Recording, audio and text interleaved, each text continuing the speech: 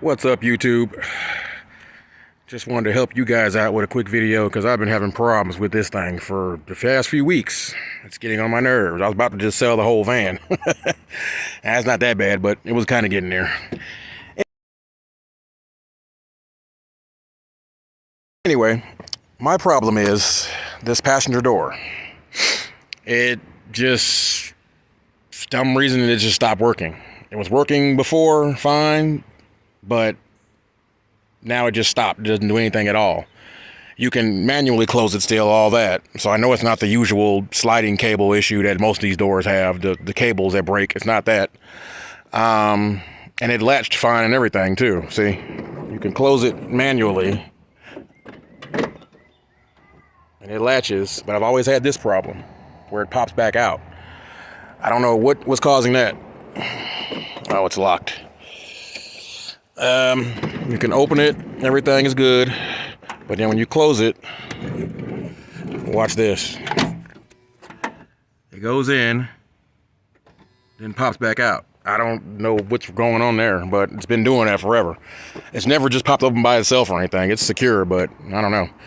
That was just a weird thing. I never paid any mind to it. But now, the issue is it won't do anything at all. You can press the button. Nothing happens. Nothing. And you can turn the thing off and just do it manually. But, you know, I got kids. I want to let them out at the school bus stop in the morning, the little bus ramp, and I don't feel like getting out the car and going all the way around to open the door for them. So it's easier just to use the sliding door because that's what I got this thing for. But the motor just stopped working. So I assumed it was a bad motor. I go out to the scrapyard, LKQ, and I grab a new motor. Well, not new, but, you know, used. The motor wasn't the issue. I plugged it up, still did nothing. So I figured maybe it could be a bad used motor. But I took it to the driver's side because, FYI, the parts interchange. Everything on this side will fit on the driver's side. The wire harnesses plug up. The parts are just like reverse. Like this is on this side, it'll be on the other side, on that part, because it's reversed for the other door. But all the wire harnesses are identical, so you can test parts back and forth if you need to. I took this motor from the junkyard and plugged it up to the driver's side, and it worked perfectly fine. You saw it moving and everything, so I knew the motor was good. So that wasn't the problem. The motor wasn't the problem. I thought maybe it was the multiplex computer right here that controls everything, all the actuators, the motor, everything. I thought it was that. I took this off of this side because, again, the plugs are identical. Put it on the driver's side. The driver's side works fine, no issues at all. Everything still works. Switch the door lock motor right here, actuator right here. This is for the door lock switch. This is for this motor right here. Switch that out. Thought that was it. Nope, still the same problem. This unlocks right here. Where is it? This one right here, this motor actuator unlocks this front latch. Because you have a latch here, and then you have a latch in the back of the door, the rear part of the door. So this one controls that. You'll see it move, all that right there. You'll hear it click, and then the door starts to do the opening process. So tested that one on the other side, just unplugged it, same plug-in, still no change, nothing at all.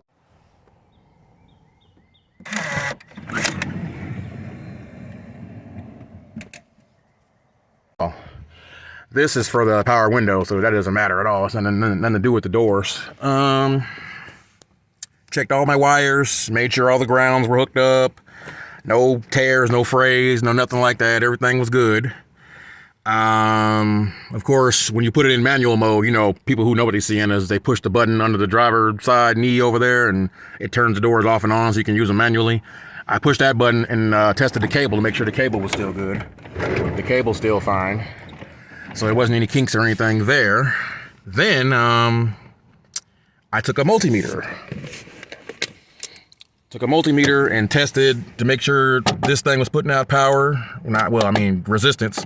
The actual cars, the wires coming from the car, tested those, make sure they were putting out power, and they were. And the wires going to the actual motor itself. Tested that one. Everything is putting out volts and putting out power, so it's getting power. This motor is getting power.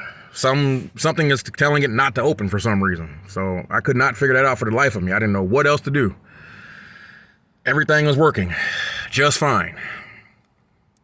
But the issue, I even checked, the main thing I checked first was my fuses. The fuses are not just your normal fuse, like these right here that you can just look in there, you know, and replace them one by one. It's this fusible link thing here. Inline fuse. And that thing is, they're about $100, not really expensive. But it's just, you can't replace one at a time. You got to replace the whole thing. I don't know if you can see in there or not. Those things in there. I believe the fourth one is the right door. You got 1, 2, 3, and then 4. The fourth one is the right door. And they all look good. None of those were bad. None of those were blown. I checked them all. I took out all these fuses right here one by one, thinking that was maybe an issue somewhere else. Nope. All the clear ones. No issues there. Everything was good. Everything else in the car works just fine. It's just that door.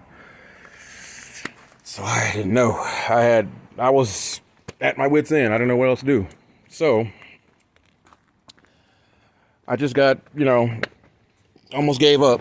And I just happened to not accidentally, but, you know, I just happened to pull out that harness for that back actuator back there, because that's what was causing the problem.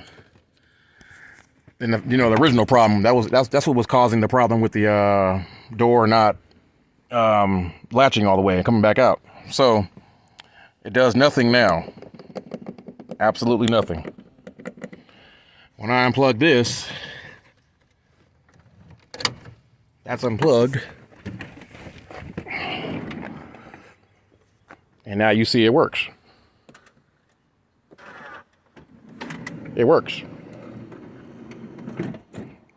It only goes back, it doesn't go forward, but it works. So that's obviously hindering the operation of the door working by itself. That thing is malfunctioning some kind of way. So that's the problem, this rear actuator. And it just so happens to be the thing on this doors that costs like $800-900 if you buy it brand new. I mean, you could try one on eBay or junkyard. I'm gonna try a junkyard one. I'm not buying no brand new one for this old van anyway. It's got 225,000 miles on it. I mean, it runs great. The engine's perfect, but not doing all that. I don't plan on keeping this van that long anyway. But that's the issue. I'll try my luck with getting one from a junkyard or a couple of them from a junkyard before I buy a new one, because that's just too much for this thing. Yeah, that's what it was. So if it's working now, apparently that means that's obviously the issue.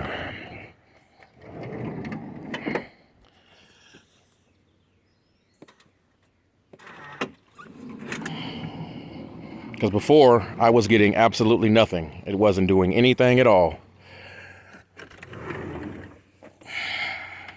That is just the craziest thing, that would limit that. I didn't think that rear actuator was bad because it was still, you know, it closes still.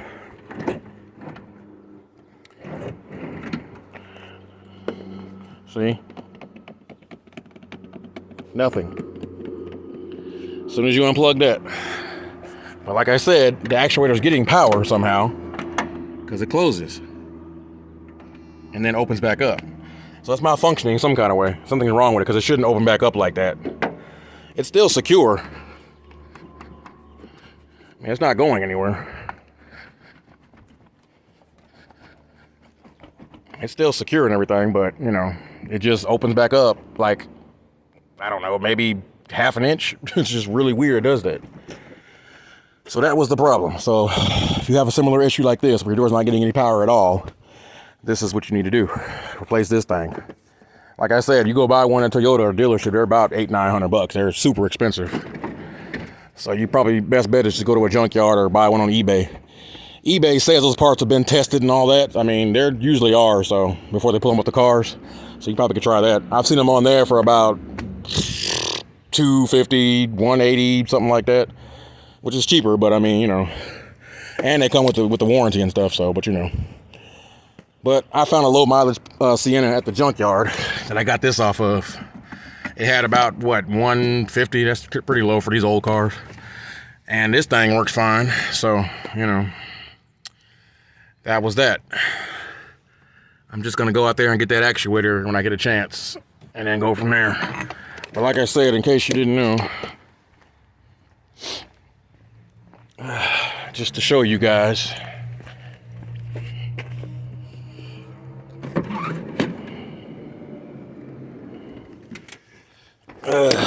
this is the problem here I'm having. Oh, let me turn it off.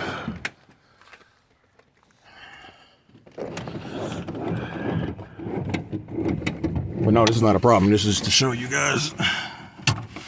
See that you can do this. You can do this if you want to test the parts out.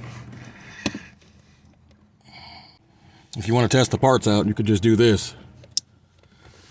You could plug this, your new motor up to your door, or switch motors, is what I'm saying. Take the motor from the passenger side and put it over here to test it out and make sure the motor is still good. That's before you go buy a new one. It's where you spend money on buying another one. And to see if it still works. That's how you test it out.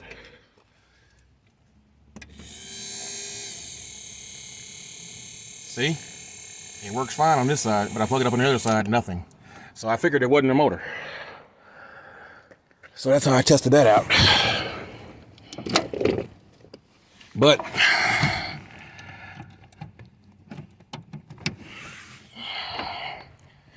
you get the point now. If you're having a problem like I'm having, just that's the only way to do it.